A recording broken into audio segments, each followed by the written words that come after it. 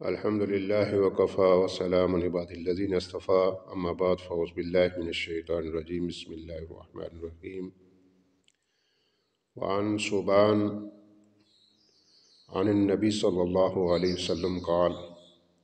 حضرت ثوبان رضی اللہ تعالیٰ عنہ نبی صلی اللہ علیہ وسلم سے روایت کرتے ہیں کہ نبی کریم صلی اللہ علیہ وسلم نے فرمایا، ان العبد یلتمس مرضات اللہ، جب کوئی بندہ اللہ کی رضا حاصل کرنے کی کوشش کرتا ہے، فلا یزال بذالک، اور اس میں مسلسل لگا رہتا ہے، فیقول اللہ عز وجل لجبرائیل، اس پر اللہ تعالیٰ جبرائیل علیہ السلام سے یہ کہتے ہیں کہ ان فلان عبدی یلتمس ان یرضینی، کہ میرا فلاں بندہ میری رضا چاہتا ہے، مجھے راضی کرنا چاہتا ہے، الا وان رحمتی علیہ، اس پر میری رحمت ہو، فیقول جبرائیل رحمت اللہ علی فلان، اس پر جبرائیل علیہ السلام بھی کہتے ہیں کہ فلاں بندے پر اللہ کی رحمت ہو، وَيَقُولُهَا حَمَلَةُ الْعَرْشِ، حاملین عرش بھی یہی کہتے ہیں کہ فلاں بندے پر اللہ کی رحمت ہو، وَيَقُولُهَا مَنْ حَوْلِهِمْ، اور اس کے ارد گرد والے بھی یہی کہتے ہیں، حَتَّى يَقُولُهَا أَهْلَ السَّمَوَاتِ السَّبْعِ، یہاں تک کہ ساتوں آسمان والے بھی یہی کہتے ہیں،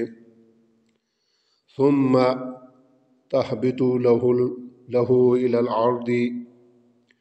پھر وہ رحمت جو ہے وہ زمین کی طرف آتی ہے۔ اس حدیث سے یہ واضح ہوا کہ جو بھی آدمی، جو بھی فرد اللہ کی رضا چاہتا ہے اور اس کے لیے مسلسل کوشش کرتا ہے، اللہ تعالیٰ جبرائیل علیہ السلام سے مخاطب ہو کر کہتے ہیں کہ میرا فلاں بندہ میری رضا چاہتا ہے اور میری اس پر رحمت ہو، اور اس کے جواب میں جبرائیل علیہ السلام کہتے ہیں کہ فلاں بندے پر اللہ کی رحمت ہو۔ حاملین عرش کے فرشتے بھی یہی الفاظ کہتے ہیں، اس کے ارد گرد والے بھی یہی کہتے ہیں، یہاں تک کہ ساتوں آسمان والے بھی یہ الفاظ کہتے ہیں